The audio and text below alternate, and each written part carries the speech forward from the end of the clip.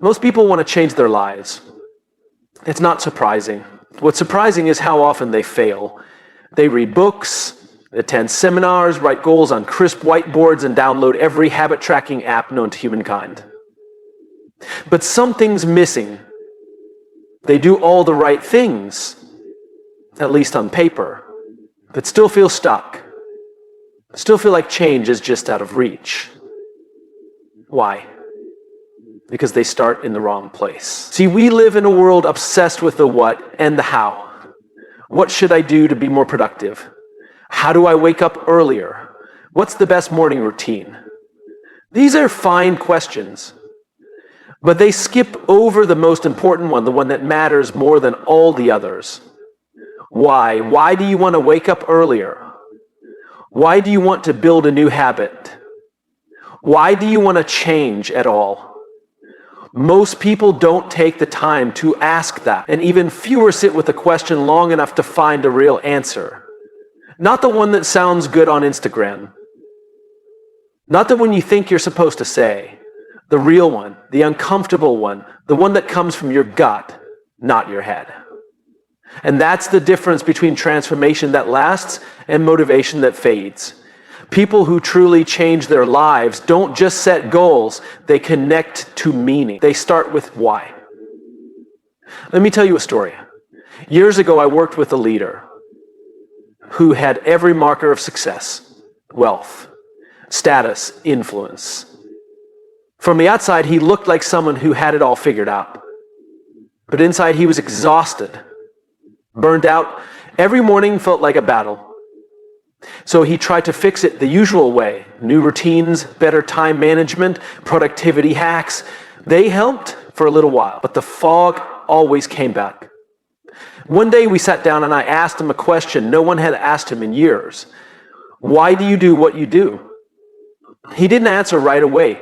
He couldn't, because no one had challenged him to look past the surface of his life. Eventually, after a long pause, he said something that I'll never forget. I think I've been chasing success because I'm scared of being irrelevant. There it was. His why. Not a pretty why. Not one you put on a vision board. But it was real, raw. And it changed everything. Because once he saw that, he could finally begin to shift. He started making choices not out of fear, but out of intention. His habits began to reflect the person he wanted to be, not the person he was afraid of becoming. And for the first time in years, his actions felt alive, integrated, whole. That's the power of why. See, when your actions aren't rooted in purpose, they eventually lose steam. You can force yourself to get up early for a week, maybe two, but eventually your willpower runs out. It always does. Purpose doesn't. Purpose sustains. Purpose is the quiet engine that keeps you moving when the motivation is gone. It's the reason some people can show up day after day after day long after everyone else has quit. It's not because they're more disciplined or better than you. It's because they're connected to something deeper. They're not just building a habit, they're living a belief. Here's the truth. Changing your life overnight isn't about doing more. It's about seeing clearer. And clarity doesn't come from doing. It comes from listening, slowing down, asking the hard questions. Start with why. Why do you want to change? Why does it matter to you? Why now? Don't be satisfied with the first answer that pops into your head. That's usually the surface. Keep digging. If your answer is, I want to be healthier, ask yourself, why does being healthy matter to me? Is it about how you look or how you want to feel? Or maybe it's about staying alive long enough to see your kids grow up. That's a real why. That's something you'll wake up for, fight for, show up for, even when you're tired. The deeper your why, the stronger your commitment. Because here's what no one tells you about habits. They're not just tools, they're expressions. Every time you keep a promise to yourself, you're saying, this matters to me. And when you know why it matters, the habit stops feeling like a chore. It starts feeling like a reflection of who you are becoming. The most powerful changes are not born from guilt or pressure or trends. They are born from purpose. So if there's one thing you do before you change your habit, before you set your alarm, before you map out your perfect routine, it's this. Get honest about your why. Not because it sounds good, not because it's what people want to hear. Because if you don't know your why, the world will assign one to you. And you'll spend your life climbing a ladder only to realize it's leaning against the wrong wall. But if you do know your why, then one small habit, just one, can change your life overnight. Not because of what it does, but because of what it means. We all know what it feels like to be let down by someone. Maybe they said they'd be there and they weren't. Maybe they promised to do something important and they didn't follow through.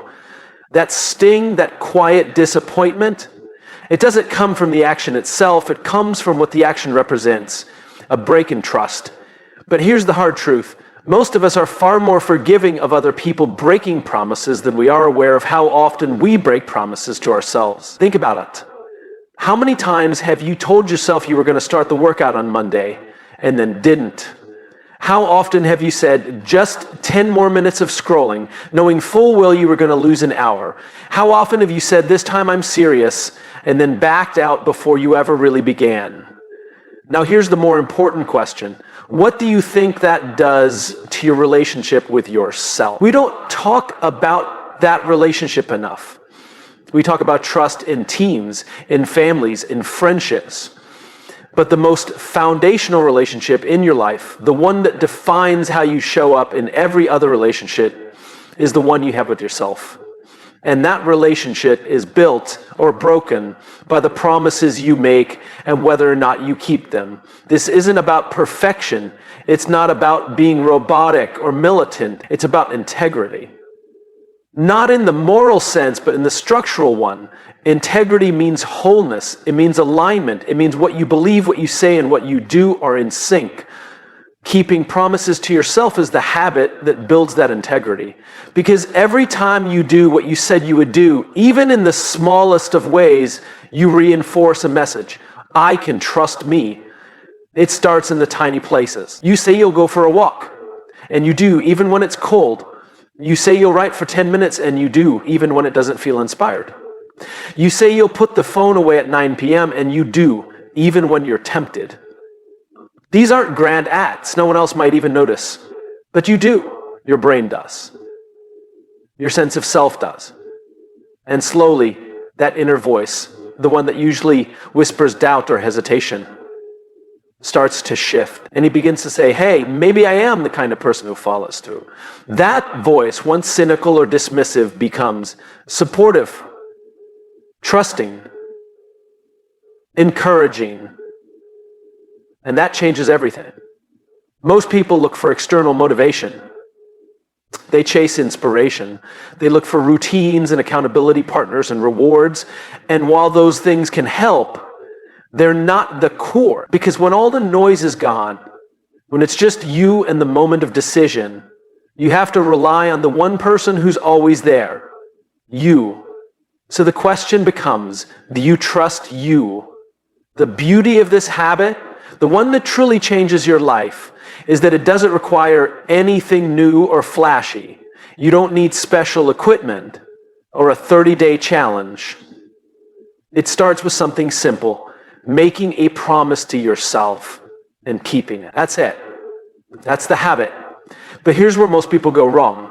They make promises that are too big, too vague, too unrealistic. I'm going to meditate every day for an hour. I'm going to cut out sugar forever. I'm going to run 5 miles a day starting tomorrow. These are not promises, they're fantasies. And when you break them, which you inevitably will, you reinforce the opposite message. I can't trust me. The shift happens when you scale it down. Make it small, make it so easy you can't fail. 5 minutes of stretching, 1 glass of water when you wake up, 10 pages of reading. Then keep that promise, not just once, but again and again. Each time, you're not just doing the task, you're sending a message to your brain, your body, your identity. I keep my word to myself. That's where real change begins. We've been conditioned to believe that big transformation requires big moves. But that's not how trust works. Trust is built in the micro moments, the quiet, ordinary decisions. The choices no one else sees. Because if you can trust yourself when no one's watching, you're far more likely to show up with confidence when the stakes are high. And let me be clear, this habit isn't about achievement. It's not about ticking boxes or proving something. It's about alignment. It's about reclaiming your sense of self-respect. Have you ever noticed how good it feels to follow through, even on something tiny? You told yourself you'd get up without hitting snooze, and you did. That's not just discipline, that's dignity. That's the feeling of being in sync with yourself. People talk about self-love and confidence, but they skip the foundation. You don't build self-confidence by telling yourself you're amazing. You build it by becoming someone you can count on. That starts with your word, your commitments, your promises. There will be days when it's hard, days when the promise feels small or pointless. But that's when it matters most, because you're not practicing the habit, you're building the identity. You're not just doing something, you're becoming someone. The one habit that can change your life overnight isn't magic. It's not glamorous. It's not even complicated. It's this: do what you said you would do, start with one thing, keep it, then do it again tomorrow. That's how change begins, not with a breakthrough, but with a promise. And that promise is the doorway to something deeper, something unshakable, something that once built, no one can take from you. Because when you can trust yourself, really trust yourself, there's no limit to what you can create. And that changes everything. We often think of trust as something monumental, something earned in grand gestures. We think of it as something built over years through heroic acts or major life events. But that's not quite true. Trust isn't built all at once. It's not something you suddenly have. It's something that grows slowly, quietly, moment by moment. What most people miss is that the most important kind of trust isn't the one you build with others. It's the one you build with yourself. And just like in any relationship, that trust isn't forged in big declarations. It's shaped in the smallest, most forgettable actions. We tend to underestimate the small moments because they don't feel like they matter. Skipping one workout, breaking one promise, hitting snooze just this once. They feel invisible, harmless, forgettable, but they're not. Because each small decision is a vote, one way or the other, for who you believe you are. Trust is not about being perfect. It's not about never missing a day or never slipping up. It's about consistency. It's about reliability. It's about showing up when you say you will. And more often than not, that happens in moments so ordinary that no one else would notice. But you do. You always notice. Let's be honest, anyone can be committed when it's exciting. When it's January 1st. When the mood is high, the energy's fresh, the goals are new, but that's not where trust is built. Trust is built on a rainy Wednesday when you don't feel like it, when no one is watching, when the initial spark is gone, and it's just you and the quiet choice to either keep going or back out. We all want to trust ourselves. We all want that inner certainty, that feeling of confidence that says, I've got me. But that feeling doesn't appear out of nowhere. It has to be earned, and it's earned in those small, silent promises. The ones you think don't count. They do. Every time you show up when you said you would, you put a brick in the foundation of trust. Every time you honor your own word, you build strength. Not physical strength, not even mental toughness. Something deeper, something more powerful. You build internal credibility.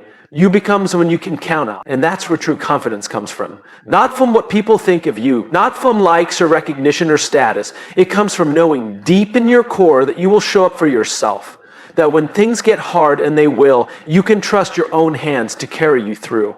There's a reason small habits are so powerful. It's not because they change your life overnight. It's because they change how you see yourself. And once your identity shifts, everything else follows. But here's the paradox. The moments that shape us rarely feel important when they're happening. The choice to read instead of scroll, the choice to go for a walk instead of lying down, the choice to journal your thoughts instead of stuffing them down. These decisions don't make headlines. No one throws you a party, but they are the defining moment, because in that one small act, you've just told yourself, I matter. You've said, without saying a word, I am worth showing up for. And that's not just a habit, that's a message. That's identity. That's trust. People often chase discipline thinking it's about willpower, but willpower fades. Discipline rooted in trust doesn't. Because when you trust yourself, the question stops being, can I do this? And starts being, what kind of person do I want to be today? And if you think about it, that's the question every moment is asking you. Do you want to be someone who follows through or someone who talks about it? Do you want to be someone who's consistent or someone who's always starting over? It's not about shame. It's not about pressure. It's about clarity. Because every time you choose to follow through in the small things, you're voting for the future version of yourself. You're saying, that person? That version of me? I'm on my way there. And that doesn't happen in the future. It happens now in this decision. There's a story I love about a man who kept a promise to himself to walk one lap around his neighborhood every day. Just one. Rain or shine. Some days he was tired. Some days he didn't want to. But he went anyway. Not because it was a big workout, not because it would make headlines, but because it reminded him of something important. I don't break promises to myself. That habit, just one lap, changed his entire life, not because of the steps, because of the statement. And maybe that's the secret to it all. That the most powerful habits aren't the most visible. They're the most personal. The ones that no one else understands but mean everything to you. The ones that feel like a whisper, not a shout. The ones that seem small but become sacred. That's what trust looks like. It's not loud. It's not flashy. It's built in the quiet. So if you want to change your life, don't wait for the perfect plan. Don't wait for motivation to strike. Start with one small promise. Keep it, and then keep it again tomorrow. That's how it begins, because when you start honoring the smallest moments, the biggest changes follow. That's how trust is built. And once you trust yourself, you become unstoppable, not because everything gets easier, but because you stop giving up. You become someone worth following, especially by you. There's a trap we all fall into. It's subtle, seductive, and everywhere. It shows up in social media captions, motivational videos, and well-meaning advice. It says things like, find your motivation, or just get inspired, or when you feel it, take action. But what happens when you don't feel it? What happens when you wake up and the fire is gone? What happens when the excitement fades and the only thing left is the weight of what you said you were going to do? That's where most people stop. That's where they say, maybe I'll wait until tomorrow. Or maybe I just need a break. Or maybe I'm not the kind of person who can do this after all. But here's the truth. Real change doesn't happen when you're motivated. Real change happens when you keep going, even when you're not. We've glorified motivation. We've turned it into this magical force that's supposed to carry us through discomfort. But motivation is unreliable. It's emotional. It's fleeting. It's based on how you feel in the moment. And let's face it, some days you just don't feel like it. Discipline, on the other hand, is something different. It's not emotional, it's not flashy, it's not a sudden burst of energy. Discipline is quiet, steady, unshakable. It doesn't ask how you feel. It reminds you who you are. There's a fundamental difference between asking, what do I feel like doing right now? And asking, what kind of person do I want to be? One is driven by mood, the other is driven by meaning. Motivation says, I'll do it when I'm ready. Discipline says, I'll do it because it matters. You don't build a life you're proud of by chasing moments of inspiration. You build it by doing the hard things when they're still hard. You build it by showing up when no one's cheering. You build it by making a choice every single day, not based on how much energy you have, but based on the commitment you've made to yourself. Let me tell you a story. There was a man who wanted to become a writer. He had talent, ideas, and vision, but he could only write when he felt inspired. And inspiration, as it turns out, was rare. So he would write once every few weeks, maybe once a month. The work was brilliant when it came, but it came so infrequently that his dream never materialized. Then he met a mentor. And the mentor said something simple that changed everything. If you want to be a writer, write every day. Not just when you feel like it, especially when you don't. So he started writing. At first it was hard. The words didn't come, the inspiration wasn't there. But he showed up anyway, day after day, and slowly something shifted. The act of writing became part of who he was. Not something he waited for, but something he did. He stopped needing to feel like a writer. He became one. That's the difference. Motivation makes you feel like it. Discipline makes you become it. We spend so much time waiting for the right moment to begin. We tell ourselves we'll start when the schedule clears up, when we're less tired, when the timing is better. But here's the uncomfortable truth. There is no right moment. There is no perfect version of you waiting in the wings. There's only this moment, this choice, this version of you right now. Discipline is choosing what matters over what's easy. It's looking discomfort in the eye and saying, I'm not here to feel good, I'm here to grow. And growth by nature is uncomfortable. It stretches you, it challenges your assumptions, it makes you question yourself, but it's the only path that leads anywhere worth going. And here's the beautiful irony. The more disciplined you are, the less you need motivation, because your identity shifts. You no longer need to be convinced, you just do it. Because that's what you do, that's who you are. You become the kind of person who goes to the gym even when it's cold, the kind of person who sits down to work even when there's no spark, the kind of person who keeps showing up long after everyone else has stopped. That's powerful, because when you don't have to wait for motivation, you're free. You're not a slave to your emotions. You're not dependent on the outside world to push you forward. You own your direction. People think discipline is restrictive, that it limits your freedom. But the truth is, discipline creates freedom because it removes the chaos, it removes the indecision, it removes the constant negotiation with yourself. You stop wasting energy on whether or not you'll do something, and you just do it. That energy, it compounds, it builds, and over time you start to see something remarkable, not just in the outcomes you create, but in the person you're becoming. Stronger, clearer, steadier. Motivation, ask, can I do this right now? Discipline answers, I've already decided.